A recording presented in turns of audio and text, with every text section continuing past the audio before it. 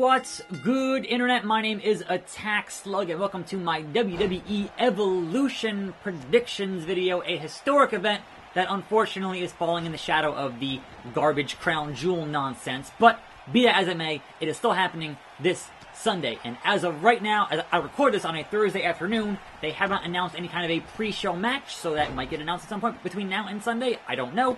But I have 7 matches on the card here to predict in this video.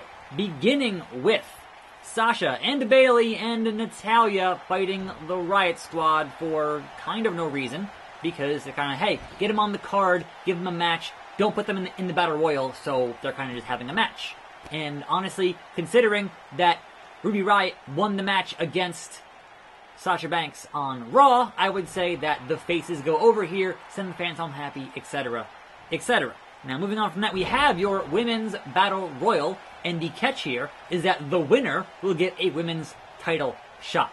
They haven't said against who. And you can make the argument that if you're Raw, you get Raw, and if you're SmackDown, you get SmackDown, but there are 21 announced competitors in this Battle Royal, and some of them are legends.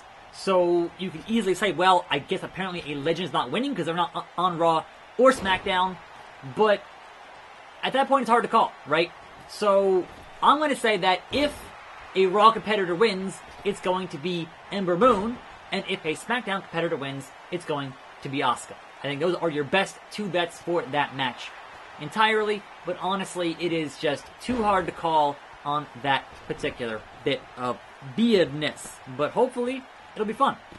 Anyway, we have a tag team match playa, Holla Holla, between Team Bestie, which is Trish Stratus and Alita, versus supposedly Alexa Bliss and Mickie James. Originally, these were 2 one-on-one matches, got mashed up into a tag team match playa, Holla Holla, and the rumor is that Alexa might not make the show and could be replaced with Alicia Fox. So either Alicia's going to be at ringside or she's going to be in the match. We kind of don't know until the night of the show, but come on now. You're going to have the faces, you're going to have your legends win this match, because why wouldn't you? Like, it's a feel-good moment to have Trish and Lita in the ring again, winning this match. And because there aren't any consequences, because there aren't any bits of story moving forward, then sure, why not? Let the fans go home happy on that one. So, after that, we have your Mae Young Classic Finals. And that is Io Shirai and Toni Storm. And personally, I'm pulling for Io Shirai, because she is clearly one of the best women's wrestlers in the world. But on the other hand, you go, would they have an Io Shirai winner of that Mae Young Classic after Kairi Sane won the last Mae Young Classic?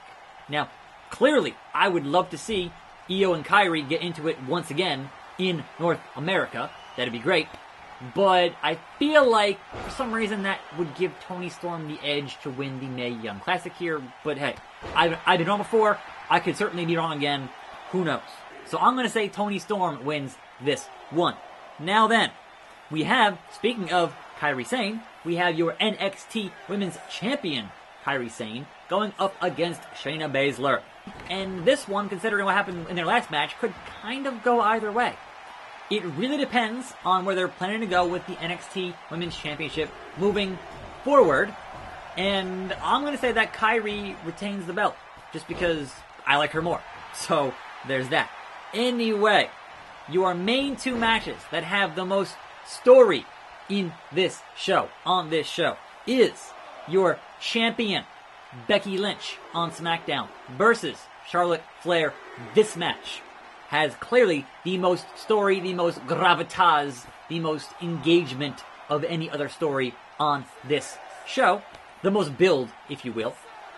And I feel like most of the time, not all the time, but most of the time, when you have a last man standing match, or in this case, last woman standing, which they keep saying is the first time ever, and I'm like, they have one on NXT.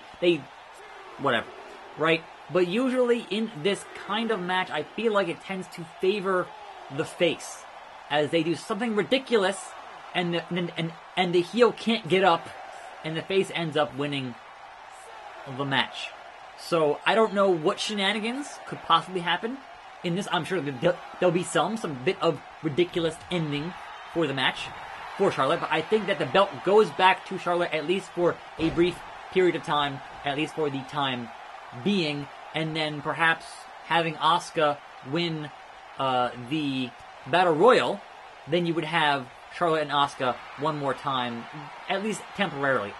I don't know. But then again, if Charlotte wins, then Becky has her rematch clause and you go in that direction. Like, there's kind of a lot of moving parts here, and it makes it hard to kind of really get a feel for what direction that the company is going in with these matches. But what we do know is that the money match eventually is Ronda and Charlotte. Which brings us to our final match here, which is the Raw Women's Champion, Ronda Rousey, versus Nikki Bella, who is back for reasons. I guess she's bored, wanted to come back and do some work. Natural selection once again here on Becky. And again, I see no reason for Ronda Rousey to lose the Raw Women's title at this time. They're going to keep on throwing contenders at her, which is why I think that perhaps Ember could win that Battle Royal and be a contender, and, you know, just temporarily. Because the end goal eventually, like say WrestleMania, would be Charlotte and Ronda, and the game just crashed. So, you know, 2K19 is still a quality 2K product. I was not touching a single freaking button there, man. The game was playing itself on the CPU, on Legend, and it still manages to crash. 2K, fix your crap. Seriously?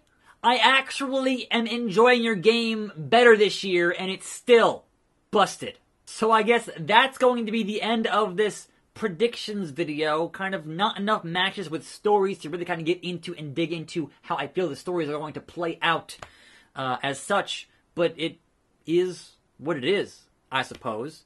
So yes, Ronda Rousey retains and then perhaps fights the winner of whoever wins that Battle Royal earlier in the evening. And perhaps even an interaction afterwards or something to set up a thing on Raw or to make you want to watch Raw the next night. But honestly, you know that there's so much crown jewel garbage right now that this show is kind of an afterthought, and that's sad, because it is the first ever all-women's pay-per-view, and it shouldn't be an afterthought. It should have a lot of well-constructed, well-built feuds, and they've kind of been half-assing it. And that's a shame, because this is a show I really wanted to happen, and also I'm hoping they announce the women's tag team titles, because those could certainly be a cool thing to have on all three shows. Have those defended on all three shows. That could be awesome if they do that, and I hope they do.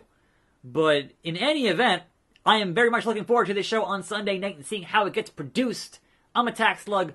Thanks for watching. More videos every day. We'll see you next time right here on this channel. And I'm out.